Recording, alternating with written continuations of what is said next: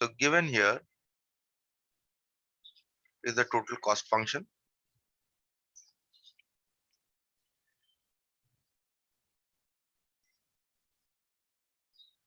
Okay.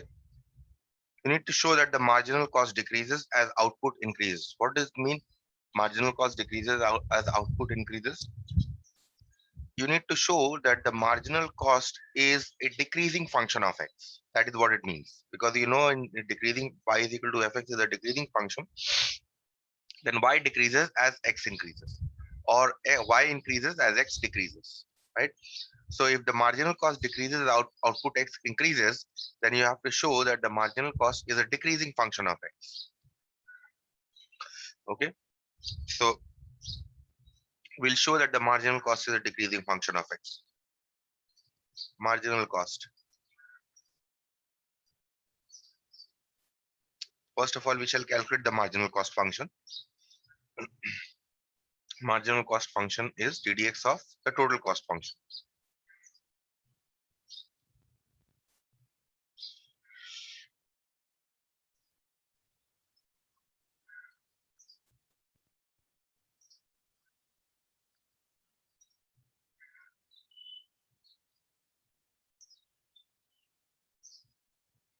Which is equal to this, and therefore now we'll differentiate this.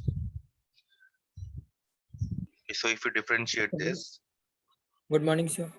good morning. If you differentiate this, you will get ddx root 6x plus 5 plus ddx 200, which is obviously 0.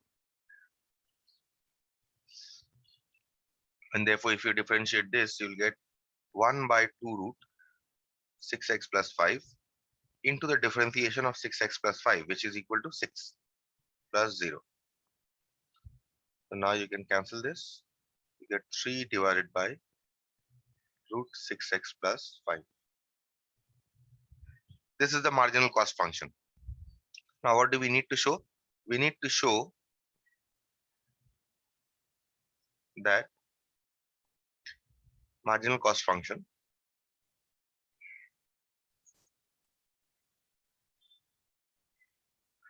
is a decreasing function of x.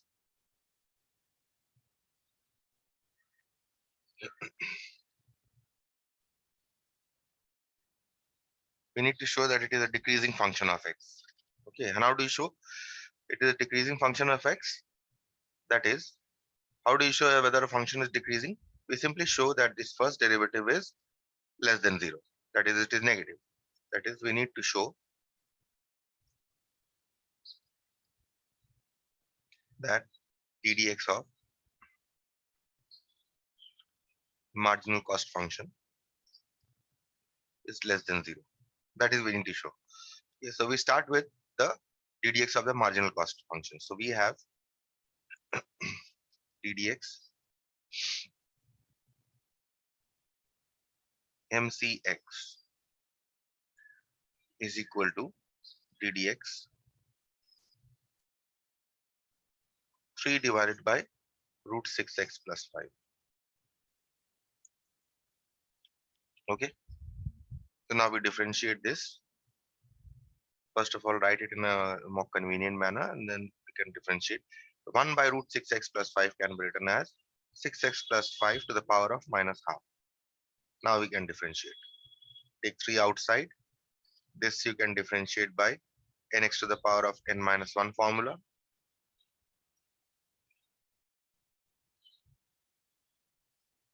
Into the ddx of 6x plus 5, which is 6. So what we get here is this cancels. So you get here 9 minus 9 into 6x plus 5 to the power of minus 3 by 2. Okay, this is what you get, which is equal to minus 9 by 6x plus 5 to the power of 3 by 2. Right? Now clearly 6x, this denominator here that we have 6x plus 5 to the power of 3 by 2, it cannot be negative because x is the number of units, and a number of units cannot be positive. So 6x plus 5 to the power of 3 by 2 cannot be negative. So therefore 6x plus 5 to the power of 3 by 2 is always positive. So therefore this fraction here is always negative. So thus we have shown that the ddx of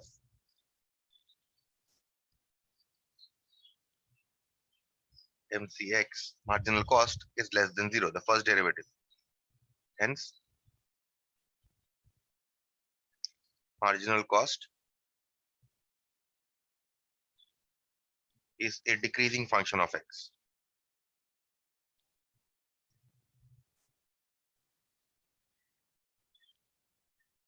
That is marginal cost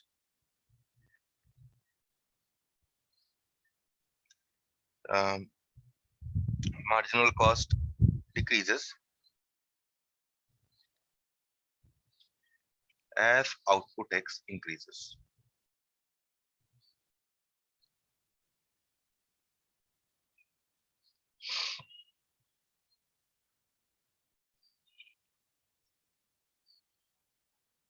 Okay, so that is proved.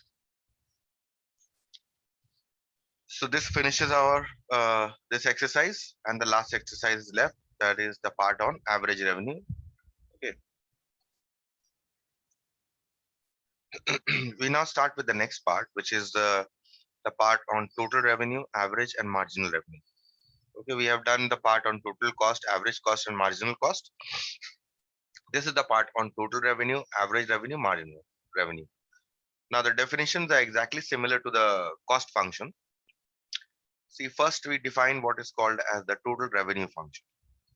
Okay, total revenue function is a price per unit into the number of units produced. Okay, so therefore total revenue R, or better still Rx, total revenue function, is equal to price per unit into the number of units produced. This you must remember. Okay.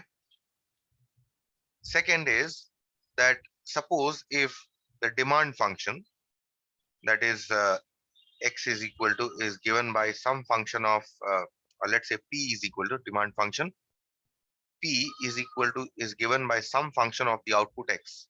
If you remember the demand function, the definition of demand function, I told you that either the price can be expressed as a function of x, or x can be expressed as a function of p. Okay, so in this case we are taking p as a function of x.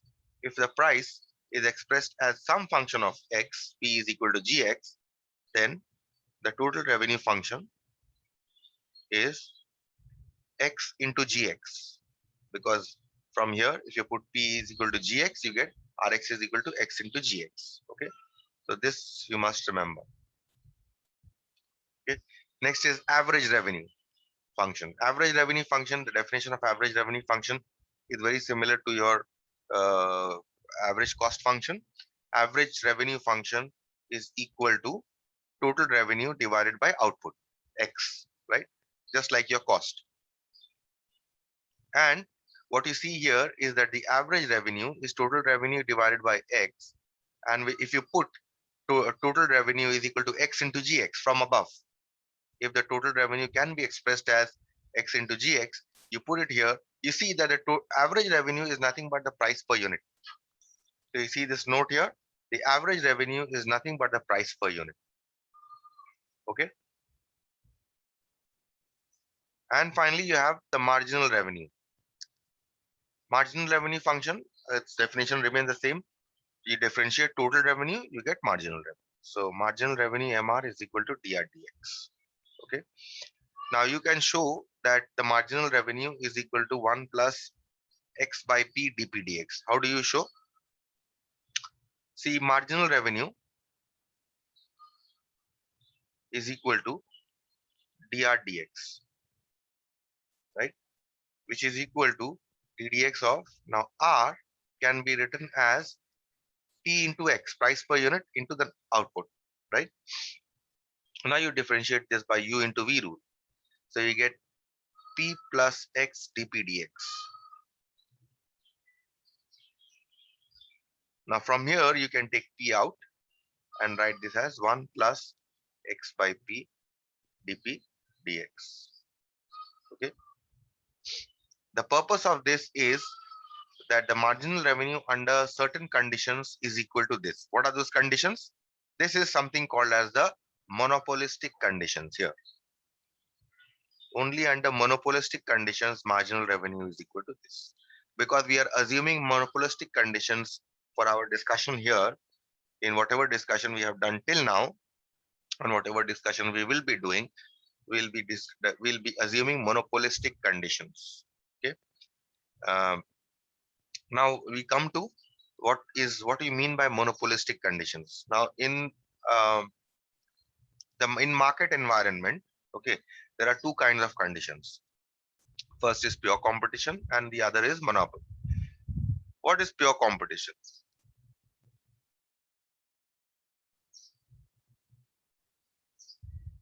Okay, pure competition is uh, such a market environment where the price, where the market determines the price. You know what the market means? The supply of goods determines the price. The output determines the price. Okay, output. Okay, not producer, determines P. Okay, so in pure competition, the market forces, they determine the price. The output determines the price of a particular item. But in under monopolistic conditions,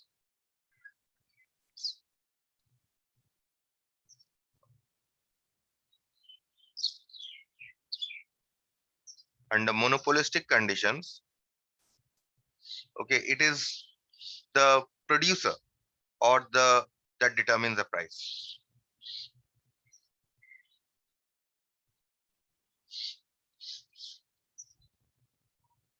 Okay. Now, for example, suppose if you have,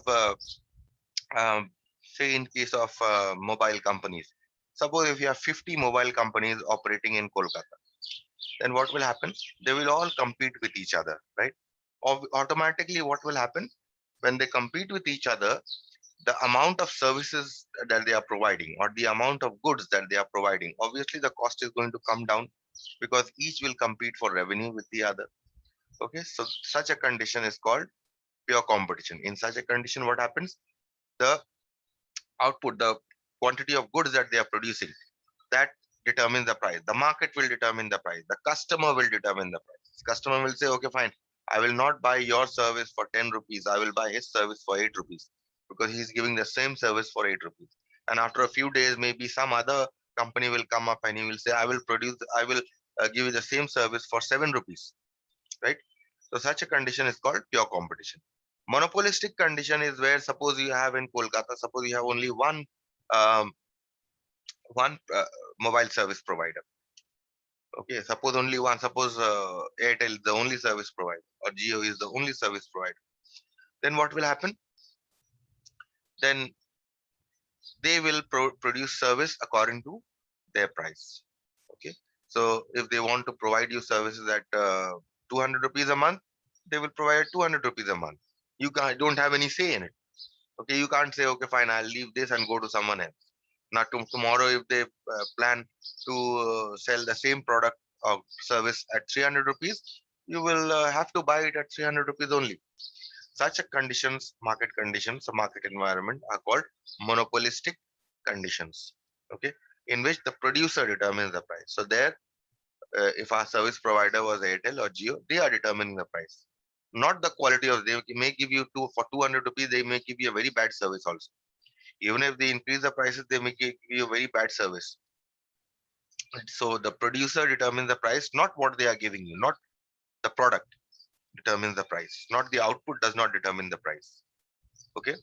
So till now, whatever problem that we have done under monopolistic conditions, and we will continue to assume monopolistic conditions for our future problem solving. Okay. Let us see the next one in the problems from based on whatever we have discussed. First question is, the total revenue received from the sale of X units of a product is given by, so given here is total revenue.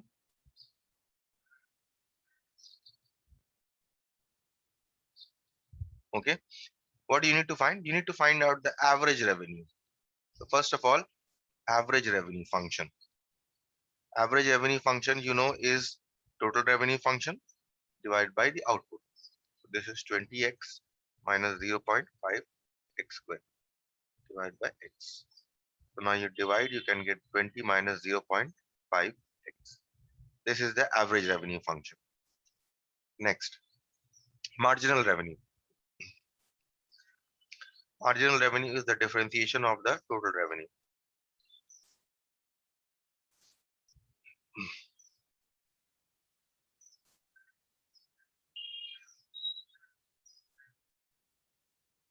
Okay. So this is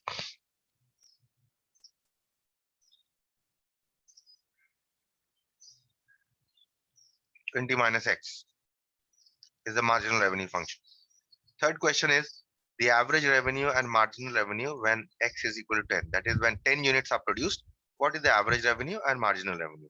So average revenue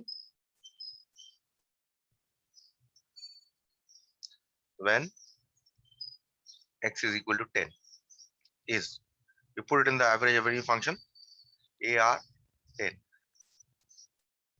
You get 20 minus 0.5 into 10, which is 20 minus 15, 5, which is equal to 50. Okay, next is marginal revenue. Marginal revenue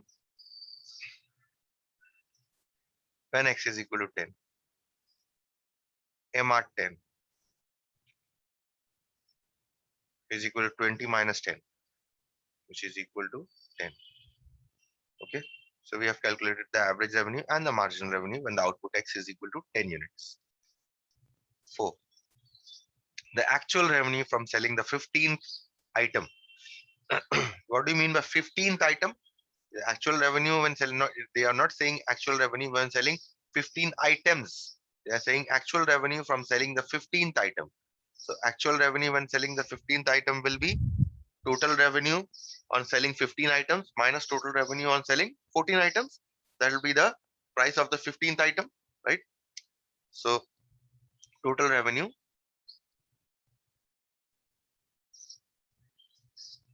on selling 15 items is equal to R15.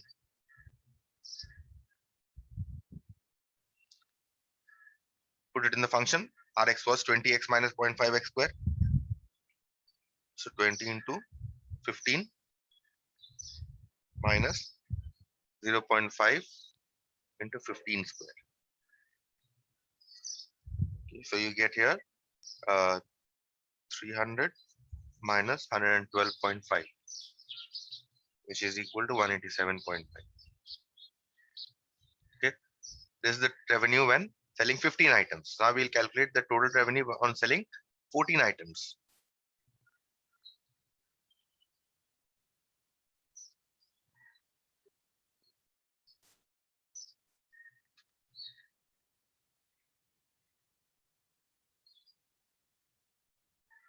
(20 into 14 minus 0.5 into 14 square). So this is 280 minus 98, which is equal to 182. So hence actual revenue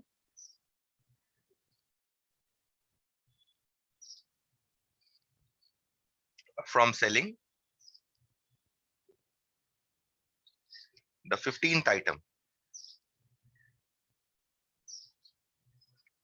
is equal to total revenue on selling the 15 items minus total revenue on selling the 14 items, which is equal to 187.5 minus 182, which is 5.5 is the revenue on selling the 15th item. Okay, so that finishes the first problem.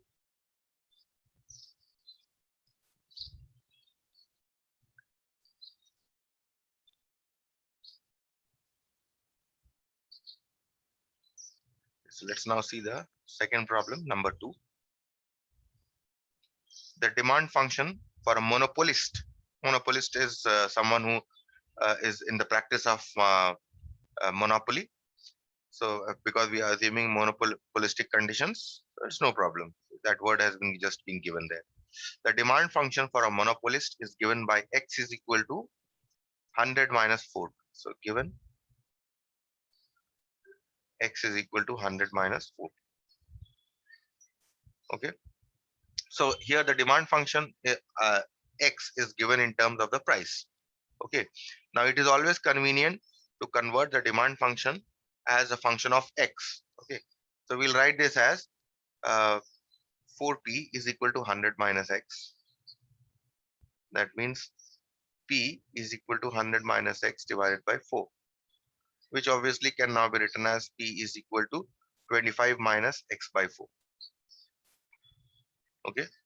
So whether we express it this way or whether we express it this way, both are demand functions. Okay. This is the second one that in terms of p is a more convenient way of expressing, because we can do some calculation with the help of this. Okay. So first question here is find the total revenue function. So what is the total revenue function?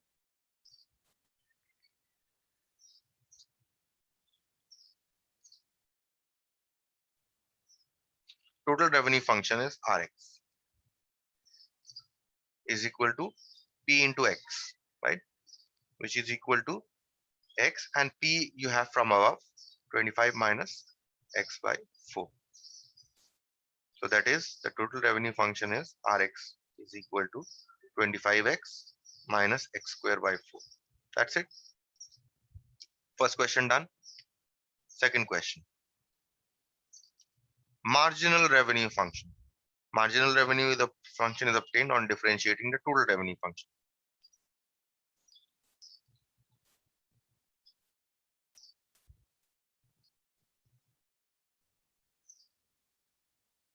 MRX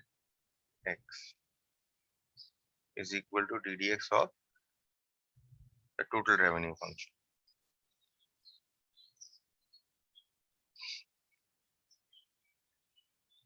So total revenue is 25x minus x square by 4.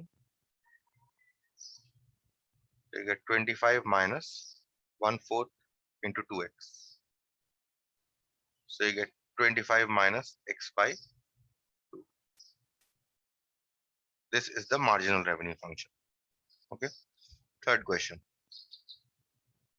Price and quantity at which MR is equal to 0. So marginal revenue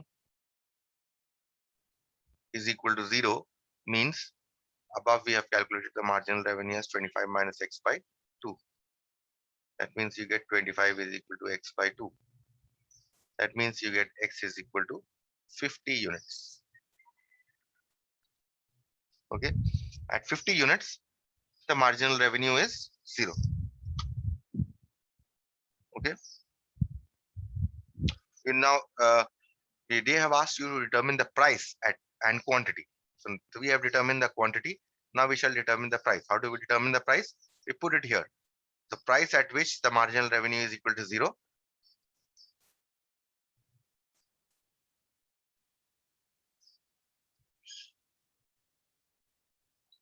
Equal to 0 is, we put it in the demand function. P is equal to 25 minus x by 4. So 25 minus x here is 50 by 4, which is equal to 25 minus is 12.5, which is 12.5. Okay, so that's it.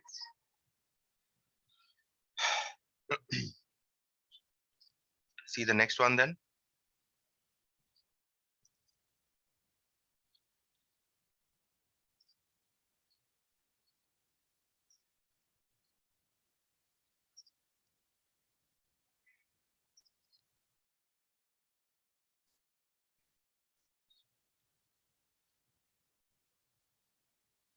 Number 3. A firm knows that the demand function for one of its products is linear. What do you mean by linear function? In which the power of x is 1. So ax plus b is a linear function. Okay, so the demand function is linear means p is equal to ax plus b or x is equal to ap plus b, both. Okay, that means I can take the demand function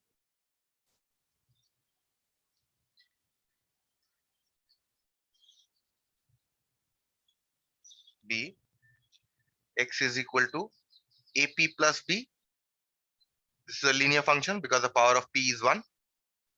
Or I can take p is equal to ax plus b. Both ways I can take. The power of x is 1. Okay. Now this is a more convenient form.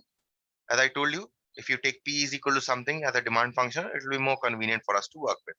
So let us take p is equal to ax plus b.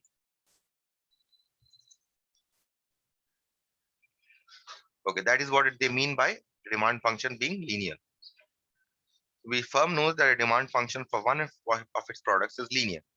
It also knows that it can sell 1000 units when the price is 4 per unit. And it can sell 1500 units when the price is 2 per unit. So what is the first condition given here? It knows that it can sell 1000 units. So when x is equal to 1000, price is 4. So therefore you put it here above. So what happens?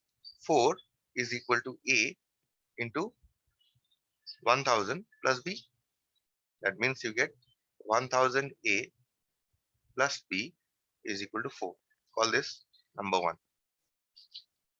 Also, then um, now if you see the second condition, it says when the price is 4 per unit, it can sell 1500 units. So when it can sell 1500 units means 1500 x is the value of x when price is 2 per unit. So that means 2 is equal to a into 1500 plus b. That means you are getting 1500 a plus b. So you're getting simultaneous equations, two simultaneous equations. Okay, if you solve these two simultaneous equations, you can get the value of a and b.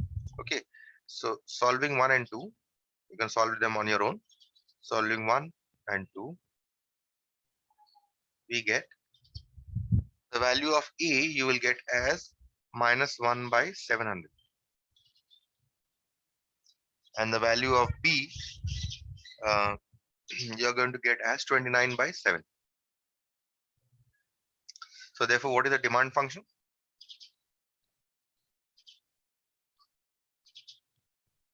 Demand function is p is equal to minus x by 700. That is, we are putting it here, the value of x, a and b, plus 29 by 7. Right? This is your demand function. Okay. Hmm. Now, as I told you that demand function is always convenient to express in terms of um, p. You can also express the demand function in terms of x. Okay, but we have already got a convenient form here in terms of p. So we'll work with this only. Okay. Now let us see the first question. The first question here is find the demand function, which we have already done in the first part. This is the demand function. Okay. And second question is find the total revenue function. So total revenue function.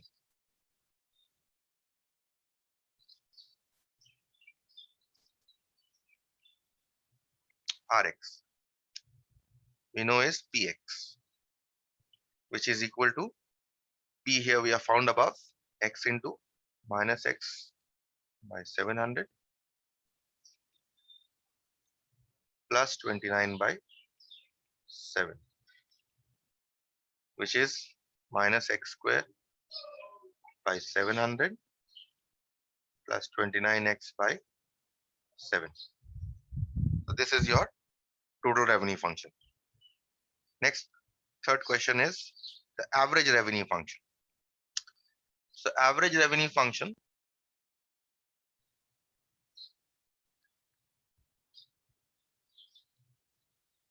ARX. You can either find out by dividing the total revenue by output X, or you can simply say that the average revenue is equal to price per unit, which is equal to minus X by 700 plus 29 by 7. That's it, because the average revenue is equal to price per unit. Fourth one, the marginal revenue function.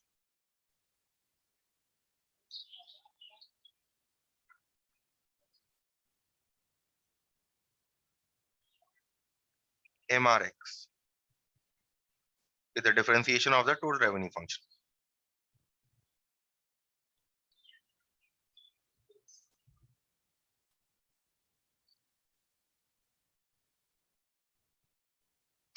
Total revenue is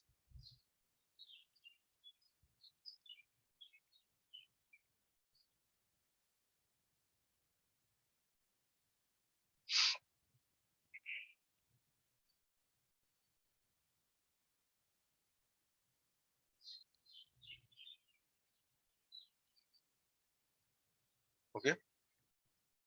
So you get here, you can cancel this here 350 times. So you get minus X by 350 plus 29 by 7. That's it. That is your marginal revenue function. So that's what. So I'll stop here then.